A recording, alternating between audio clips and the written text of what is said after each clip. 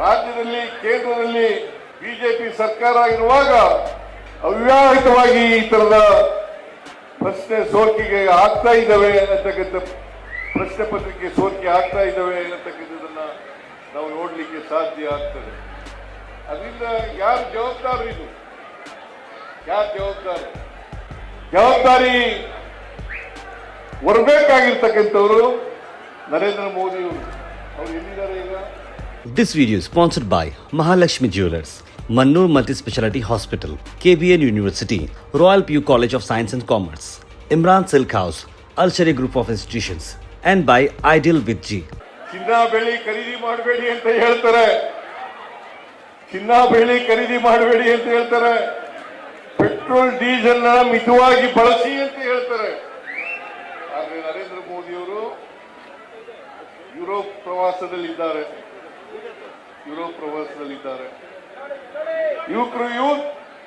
ಯುವಕ ನಿರುದ್ಯೋಗಿಗಳು ಇವತ್ತು 20 ರಿಂದ 29 ವರ್ಷದ ಅವಧಿಯಲ್ಲಿರ್ತಕ್ಕಂಥ ಯುವಕ ಯುವತಿಯರು ಸುಮಾರು 67% ನಿರುದ್ಯೋಗಿಗಳಾಗಿದ್ದಾರೆ. ಇದೇ ನರೇಂದ್ರ ಮೋದಿ ಅವರು ಹೇಳಿದ್ರು ವರ್ಷಕ್ಕೆ 2 ಕೋಟಿ ಉದ್ಯೋಗಗಳನ್ನ ಸೃಷ್ಟಿ ಮಾಡಿ ಯುವಕ ಯುವತಿಯರಿಗೆ ಕೊಡ್ತೇನೆ ಅಂತ ಮಾತುಗಳನ್ನ ಹೇಳಿದ್ರು. 12 ವರ್ಷ ಆಯಿತು ಪ್ರಧಾನಮಂತ್ರಿಯಾಗಿ. 2014ರಲ್ಲಿ ಇವರು ಪ್ರಧಾನಮಂತ್ರಿಗಳಾದದ್ದು.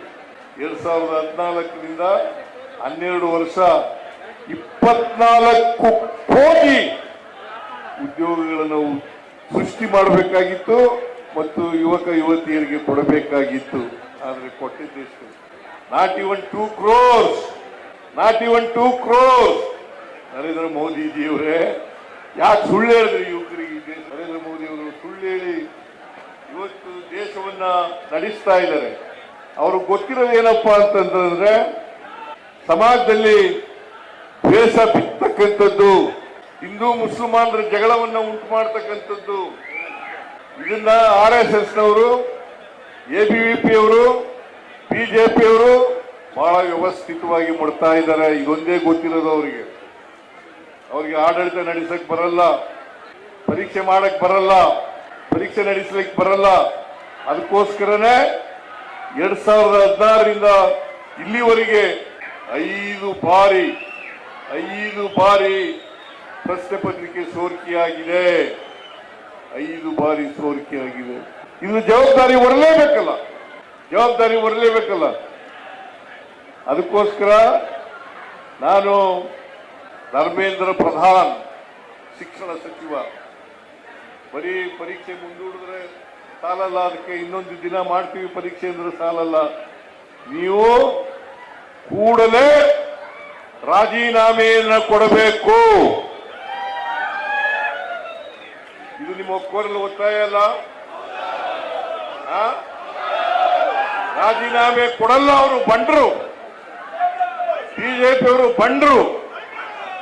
ಅವರು ರಾಜೀನಾಮೆ ಕೊಡವರೆಗೂ ಕೂಡ ನಿಮ್ಮ ಹೋರಾಟವನ್ನ ನಿಲ್ಲಿಸಬಾರದು ಅಂತಕ್ಕಂಥ ಮಾತುಗಳನ್ನ ಈ ಸಂದರ್ಭದಲ್ಲಿ ಹೇಳಲಿಕ್ಕೆ ಬಯಸ್ತಾ ಇದ್ದೇನೆ.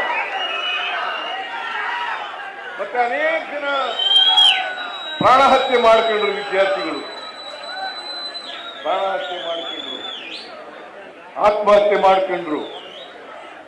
ಪರೀಕ್ಷೆ 1 ವರ್ಷ ಸಂಪೂರ್ಣ ಅಭ್ಯಾಸ ಮಾಡಿ ತಯಾರಿ ಮಾಡಿಕೊಂಡು ಪರೀಕ್ಷೆಯಲ್ಲಿ ನೀಟ್ ಪರೀಕ್ಷೆಯನ್ನ ಬರೆದು ಅದು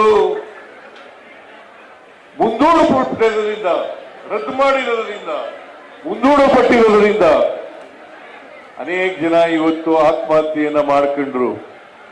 ಈ ಆತ್ಮಹತ್ಯೆ ಮಾಡ್ಕೊಂಡ್ರಲ್ಲ, ಇವರ ಕುಟುಂಬದವರಿಗೆ ಪರಿಹಾರ ಕೊಡಬೇಕಾಗಿರ್ತಕ್ಕಂಥದ್ದು ಯಾರ ಜವಾಬ್ದಾರಿ? ಕೇಂದ್ರ ಸರ್ಕಾರದ ಜವಾಬ್ದಾರಿ.